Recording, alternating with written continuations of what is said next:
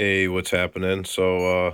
I came up with this harebrained scheme of taking a FPV camera system and a wireless digital transmitter and hooking it up to my boat. So this wire is super thin. It will be concealed with the hatch. It's powered off the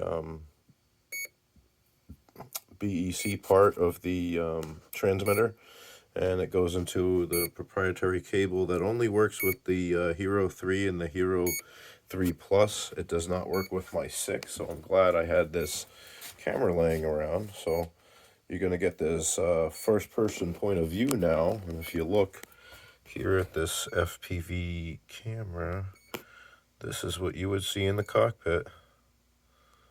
Anywho, I hope all is well with everyone, and I thought you would take pleasure in seeing this. Talk with you later.